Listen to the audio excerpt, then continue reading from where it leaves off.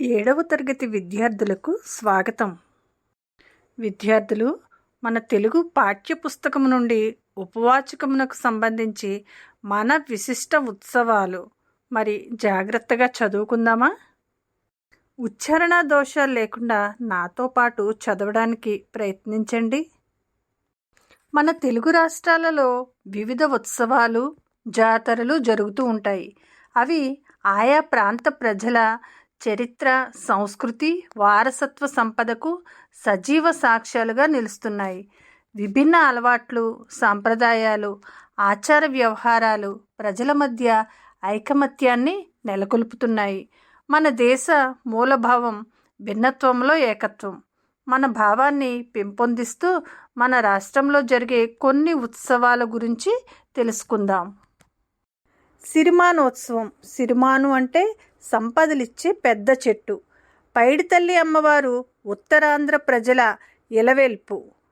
ఆ అమ్మవారి సిరిమానోత్సవం విజయనగరంలో జరుగుతుంది. ఈ ఉత్సవంలో మన రాష్ట్రంతో పాటు ఇతర రాష్ట్రాల నుండి కూడా లక్షలాది మంది భక్తులు పాల్గొంటారు. పైడితల్లి అమ్మవారి జాతరలో భాగంగా జరిగే ఈ సిరిమానోత్సవంలో చారిత్రక అంశాలు మిళితమై ఉన్నాయి. ఒకసారి విజయనగరాన్ని పరిపాలించే విజయరామరాజు యుద్ధానికి సిద్ధమవుతాడు. యుద్ధానికి వెళ్ళవద్దని అతని చెల్లెలు పైడిమాంబ బ్రతిమాలింది. అయినప్పటికీ చెల్లెలు మాట పెడచెవిన పెడతాడు. యుద్ధానికి వెళ్తాడు. యుద్ధరంగంలో ఉన్న అన్నని చూడటానికి పైడిమాంబ బయలుదేరుతుంది. అక్కడికి చేరేలోపే తాండ్ర పాపారాయుడి చేతిలో తన అన్న హతమయ్యాడన్న వార్త తెలిసి స్పృహ కోల్పోతుంది. పరిచారికలు పరిచర్యలు చేశాక పైడిమాంబ కోలుకుంటుంది. తన అన్న లేకుండా తాను జీవించలేనంటుంది. అక్కడే ఉన్న పెద్ద చెరువులో ఆత్మార్పణ చేసుకుంటుంది. కొంతకాలానికి స్నేహితురాళ్లకు కలలో కనిపిస్తుంది. పెద్ద చెరువులో తాను విగ్రహమై వెలుస్తానంటుంది. తనను వెలికితీసి గుడి కట్టాలని చెప్పింది. దానితో బెస్తవారు వలలతో గాలించి అమ్మవారి విగ్రహాన్ని బయటకు తీశారు. చెరువుగట్టుపై పైడిమాంబ విగ్రహాన్ని ప్రతిష్ఠించారు.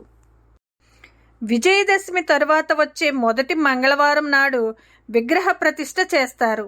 అప్పటి నుండి దసరా తర్వాత వచ్చే మొదటి మంగళవారం నాడు పైడితల్లి అమ్మవారి సిరిమానోత్సవం జరుగుతోంది.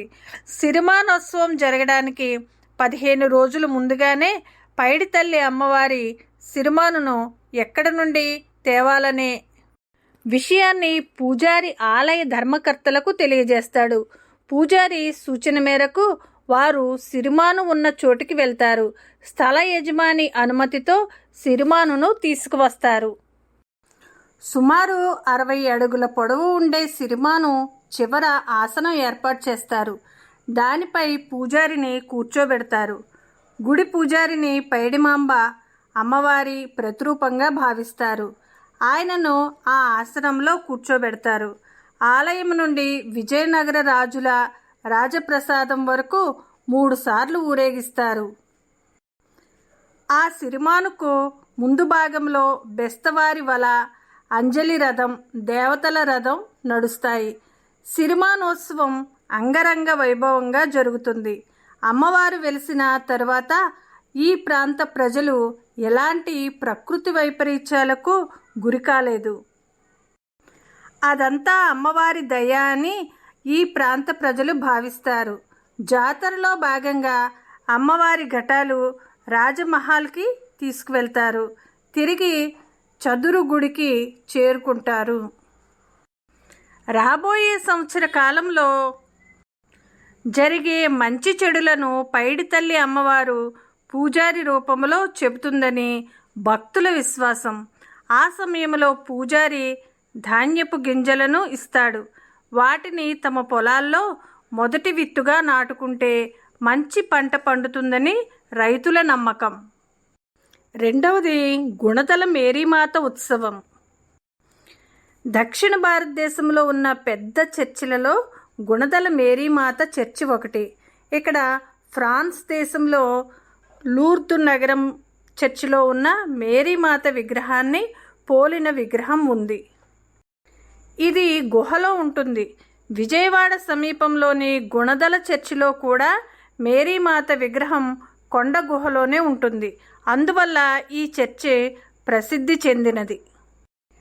ప్రతి సంవత్సరం ఫిబ్రవరి 9, 10, 11 తేదీలలో గుణదల మేరీమాత ఉత్సవాలు జరుగుతాయి. ఈ ఉత్సవాల వెనుక ఒక కథ ఉంది. లూర్దు నగర శివార్లో ఉన్న కొండ దిగువకు వంట చెరుకు ఏరుకోవడానికి బెర్నాడెట్ అనే బాలిక వెళ్ళింది. ఆమెకు మేరీమాత ఒక స్త్రీ రూపంలో దర్శనమిచ్చి మాట్లాడింది. ఆ బాలిక ఇదే విషయం తల్లితోనూ ఇతరులతోనూ చెప్పింది. ఇది విని అందరూ ఆశ్చర్యపోయారు.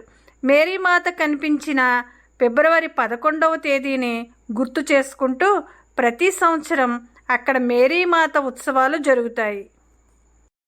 గుణదలలో కూడా 1924 నుండి ప్రతి సంవత్సరం ఫిబ్రవరి 11న మేరీమాత ఉత్సవాలు జరుగుతున్నాయి. 1924వ సంవత్సరంలో బ్రిటిష్ ప్రభుత్వం గుణదలలో సెయింట్ జోసెఫ్స్ ఇన్స్టిట్యూట్ అనే అనాథ శరణాలయం ఏర్పాటు చేసింది. ఇటలీకి చెందిన ఫాదర్ పి. ఆర్లాటి దానికి రెక్టార్గా నియమితుడయ్యాడు. ఆయన అదే సంవత్సరం గుణదల కొండపై ఉన్న గుహలో మేరీమాత విగ్రహాన్ని నెలకొల్పాడు. అప్పటి నుండి మేరీమాత పూజలు అందుకుంటోంది. 1946లో అప్పటి చర్చి ఫాదర్ బియాంకి ఇతరులు కలిసి నూతన మేరీమాత విగ్రహాన్ని, బలిపీఠాన్ని నిర్మించదలిచారు. అత్యవసరంగా ఫాదర్ బియాంకి ఇటలీ వెళ్ళాడు. మిగిలిన వారు చర్చి నిర్మాణాన్ని కొనసాగించారు. అకస్మాత్తుగా వచ్చిన వరదలలో అప్పటి వరకు సిద్ధమైన నిర్మాణాలన్నీ కొట్టుకుపోయాయి. తిరిగి నిర్మాణ పనులు ప్రారంభించారు. ఫాదర్ బియాంకి ఇటలీ నుండి తిరిగి వచ్చే నాటికి 1947 చర్చి నిర్మాణం పూర్తయింది. అప్పటి నుండి ప్రతి శుక్ర, శని, ఆదివారాలలో క్రిస్మస్, జనవరి 1, గుడ్ ఫ్రైడే వంటి క్రైస్తవ పర్వదినాల్లోనూ ప్రజలు మేరీమాతను దర్శించుకుని దీవెనలు పొందుతున్నారు. భక్తుల తాకిడి పెరగడంతో గుణదల మేరీమాత ఉత్సవాలు ఒకే రోజు కాకుండా 3 రోజుల పాటు జరుపుకుంటారు. ఈ ఉత్సవాలకు లక్షలాదిగా భక్తులు హాజరవుతారు. కొండ వద్ద సహజ సిద్ధంగా ఏర్పడ్డ గుహ నుండి కొండపై నిర్మించిన శిలువకు ఇప్పుడు మెట్ల మార్గాన్ని అభివృద్ధి చేశారు. ఈ కాలిబాటలో క్రైస్తవులు పవిత్రంగా భావించే వయో డోలరోసా అనే 14 స్థలాల విశిష్టతను తెలిపే క్రీస్తు జీవిత ఘట్టాలను ఏర్పాటు చేశారు. నవంబర్ నుండి డిసెంబర్ వరకు జరిగే ప్రత్యేక ప్రార్థనలకు రాష్ట్రం నలుమూలల నుండి క్రైస్తవ భక్తులు వేలాదిగా వస్తారు. విద్యార్థులు, ఇప్పుడు 3వ అంశం కోటప్ప కొండ ప్రబల తిరునాళ్ళు. జాగ్రత్తగా నాతో పాటు చదవండి. మరి ఆంధ్రప్రదేశ్లో ప్రసిద్ధి చెందిన శైవ క్షేత్రాల్లో కోటప్ప కొండ ఒకటి. ఇది గుంటూరు జిల్లాలోని నరసరావుపేట సమీపంలో ఉంది. ఇది ఎల్లమంద, కొండకావూరుకు మధ్య గల పర్వత ప్రాంతం. 1500 ఎకరాల వైశాల్యం, 8 మైళ్ళ చుట్టుకొలతలతో ఈ ప్రాంతం విస్తరించి ఉంటుంది. ఈ కొండ చుట్టూ రాళ్ల మధ్యలో చిన్న చిన్న గుంటలు, దొనలు ఉంటాయి. వీటితో పాటు కొండ మధ్యలో పాపనాశనం అనే తీర్థం ఉంది. ఇది స్వయంగా శివుడు తన త్రిశూలంతో కొట్టగా ఏర్పడినదంటారు. వీటిలో స్నానాలు చేస్తే పాపాలు నశిస్తాయని భక్తుల నమ్మకం. ఈ కొండను ఏ వైపు నుంచి చూసినా 3 కూటములు, శిఖరములు కనిపిస్తాయి. వీటి మీద 3 శివలింగాలు ఉన్నాయి. అందుకే కోటప్ప కొండ త్రికూటాచలంగాను, మధ్య శిఖరం మీద ఉన్న శివుడు త్రికూటేశ్వరుడుగాను పూజలందుకుంటున్నాడు. కొండ కింది భాగంలో గొల్లభామ గుడి ఉంది. ఈమె పరమ భక్తురాలైన ఆనందవల్లి. ఈమెను ముందుగా దర్శించిన తరువాత కోటయ్యను దర్శిస్తారు. స్థల పురాణం ప్రకారం దక్షయజ్ఞం తరువాత పరమశివుడు ఇక్కడ 12 సంవత్సరాల బాలునిగా అవతరించాడు. శ్రీ మేధా దక్షిణామూర్తి రూపంలో దేవతలతో నివసించాడని చెబుతారు. కోటప్పకొండ అనగానే మహాశివరాత్రి నాడు జరిగే ప్రభల ప్రదర్శన గుర్తుకు వస్తుంది.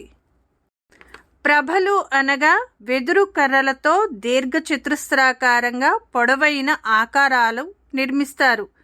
దానికి పైభాగంలో త్రికోణపు ఆకారాన్ని ఏర్పాటు చేస్తారు. రంగురంగుల గుడ్డలతోనూ కాగితాలతోనూ కప్పుతారు. రకరకాల బొమ్మలను అతికిస్తారు. ప్రభల అంచులను చిరుగంటలతో విద్యుత్ దీపాలతో అలంకరిస్తారు. ఇవి 10 నుండి 100 అడుగుల ఎత్తు వరకు ఉంటాయి. చుట్టుపక్కల గ్రామాల నుంచి వచ్చే ప్రభలలో ఒకదానిని మించిన ప్రభ మరొకటి ఎంతో ఎత్తైనది. వీటిని ఎడ్ల బండిపైన ట్రాక్టర్లపైన ఉంచి మేళతాళాల మధ్య కొండకు ఊరేగింపుగా తీసుకువస్తారు. మొక్కుబడులు ఉన్నవారు చిన్న ప్రభలను తమ భుజాలపై ఉంచుకొని కొండ చుట్టూ ప్రదక్షిణ చేస్తారు. ప్రజలు ఆయా గ్రామాల నుండి ఊరేగింపుగా వచ్చేటప్పుడు స్త్రీలు కడవలతో వారు పోస్తారు. ప్రభల ముందు భాగంలో జంగమ దేవరలు కత్తులు చేతపట్టి శివ శివమూర్తివి గణనాథ, నీవు శివుని కుమారుడవు గణనాథ అంటూ భక్తులతో దండకాలు చదువుతారు. చేదుకో కోటయ్య చేదుకో, చేదుకో మల్లయ్య చేదుకో అని స్వామిని భక్తిభావంతో పిలుస్తూ కొండను ఎక్కడం నేటికి ఇక్కడ చూడవచ్చే విశేషం. వ్యవసాయంలో ముఖ్య భూమిక పోషించే ఎద్దులను ఈ ప్రాంత రైతులు కన్న బిడ్డల వలె సాకుతారు.